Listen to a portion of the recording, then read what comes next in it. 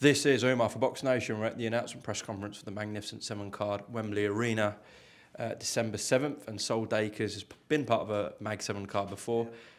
Nothing new to yourself, and it's a magnificent fight for us fight fans in Britain, yourself and David Adeleye. But firstly, you just said you look like you're going to court. It does, to be fair, Sol. Like I'm in the docks, man, being interviewed now.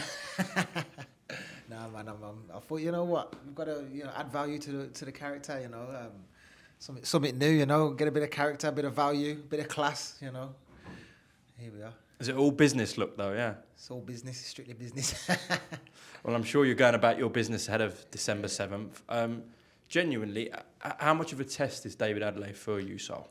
A little bit of a test. I wouldn't say it's anything I've not seen before in a boxing ring. I've got extensive amateur career, fought, many national champions, Olympic medalists, all these kind of people, I've fought these kind of people on boxing level. But obviously he's got a decent profile, he's gonna, build up, he's a bit of hype for the fight as well. So yeah, and he's a big puncher, which is always a test in the heavyweight division. So I'm preparing as if, it's the best fighter in the world. That's what I always prepare like. Because he does sell it well, he does a bit of trash talking, you're right, he's got a good profile for a heavyweight at this level. Do you believe it's like the perfect opponent for you? Yeah, like that's what we've tried to have this fight, It was a good fight for me where he's at the level where he just fought for the British, and I want to go for the British next, so it's a good crossroads fight both ways. He's trying to get back in the mix and I'm trying to push on, so it's a good fight like that. So when you started camp and when you'll go back into camp after this media day, in the back of your mind, because of the two previous cancellations, are you still a bit concerned? Yeah, I mean, to be honest, after the last, times he's pulled out, I was not really interested in entertaining the fight again. I said, if you can guarantee he's in the ring, yeah, no problem fighting, but keeps pulling out, I'm not going to, wait around and, hold my hands out waiting for him to accept the fight. But it's been offered again. Hopefully everything goes right this time. And all I can do is train, and just turn up on fight night. I know it's history now, but were you shown some sort of scans about his injury, etc., or anything? I ain't seen anything about the injury. I don't know what the injury was. So that's between him and, whoever. But I've not seen nothing on the injury. It just sort of seemed to have just blown away with the wind after, he said it, and then that's it. But who knows? So I'm just saying this has been filmed before the press conference. So at the press conference, how do you think you'll be around him? I don't bother me being around people. I've been in this boxing game for years. But do you want to vent your frustrations? Doesn't matter. What can I say? All that can matters is what I can do in the ring, which is what will happen. I'm sure you'll come up with some bullshit like like trash talk, this, that, and the other. Doesn't faze me one bit. It doesn't faze me one bit. All of the hoo-ha around the fights, outside the fighting. I'm just strictly business. Like I said, I train, I fight. That's what matters. And on December 7th, in your mind, have you played the fight out? How does it pan out? Yeah, of course. You're working on things in sparring. You envision what you're gonna do in there, and of course, me being victorious is the number one goal. In terms of your size difference, do you have a little bit on him? Are you slightly bigger than him? Yeah, I think I'm a bit taller than him. I've got a bit of reach advantage. I think so, yeah. That should hopefully play into my advantage as well. Just with that jab, I'm just trying to think of the fight. I ain't giving away too much, man. I ain't giving away too much. We're gonna do what we're gonna do. So to be fair to him, against Fabio Wardley, who's a big puncher, devastating puncher, we've seen that in recent times and throughout his career. He showed heart in that fight, David Adeleye. Yeah. Would you concede that he kept on and trying and kept going to the will? Yeah, he got back up on that. So yeah, he didn't quit. The ref stopped him. So got maybe give him credit for that.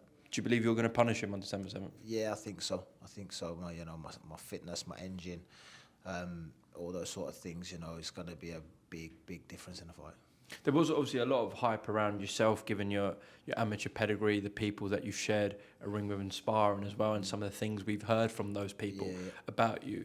With some elite fighters, we see the best of them as they step up and, someone's bringing the fight to them. Yeah. I think you'll be the first to admit so far in your career at times you haven't looked $1 million, and that's what we expect from someone like you. Do you think the better the opposition in front of you, the better Sol Dacres? Yeah, 100%. Sometimes Like, you know, my first few fights, probably I've just been going through the motions. It's been comfortable. I've outboxed them.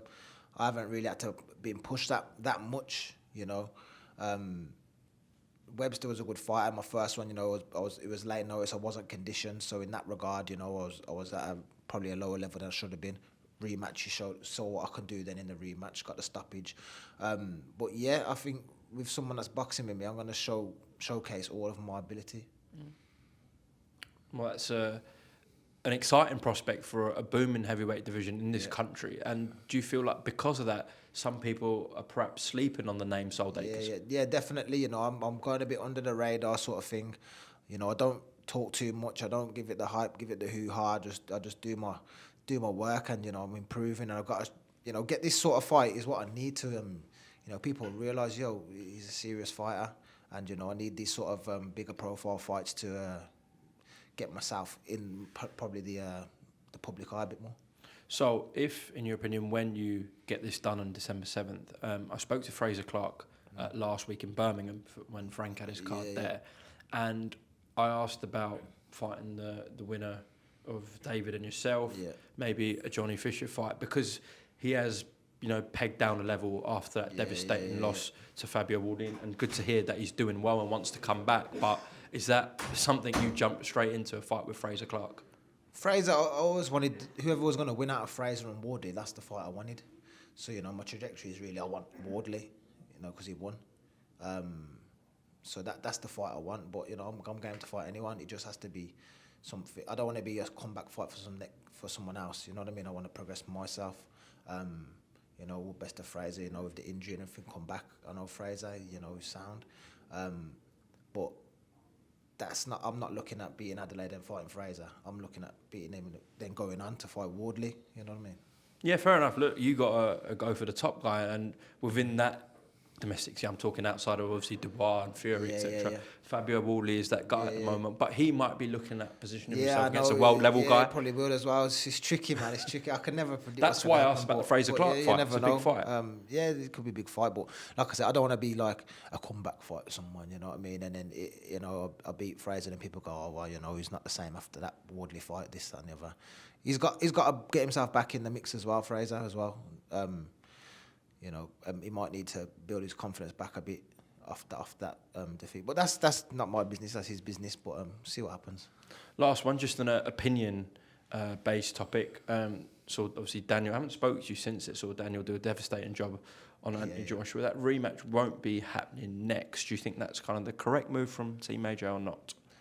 Probably in terms of, you know, he would want to get the win back, but it's very risky because it's not like he got clipped with he was boxing well and got clipped with one punch. You know, it was quite, you know, destructive from start to finish from Dubois. You know, 3 heavy knockdowns and a heavy knockout, which when someone that you're fighting and any time they're touching you clean, it's doing serious damage. It's not, unless there's some serious adjustments, you know, taking that rematch against someone that can do such damage to you every time he lands a clean power punch. It's dangerous. It's dangerous. Have you done rounds with Daniel? Loads of rounds with Daniel. Hundreds of rounds with Daniel. Everyone I speak to, the first thing they say about sparring Daniel is his jab is like a backhand. Yeah. Is that true? Yeah, it's true. He's got a very heavy, stiff jab, and it does set your rhythm off, which you have to try and take the sting out of it, take the weight off it somehow. But he's got a very good, very solid jab. Interesting. I've heard lots of stories about Daniel and sparring, but that is one thing that everyone says about his jab. Listen, so I appreciate your time. Best of luck in camp for your clash with David Adeleye, and we'll see you on Fight Week. Thank you very much. Appreciate it. God bless.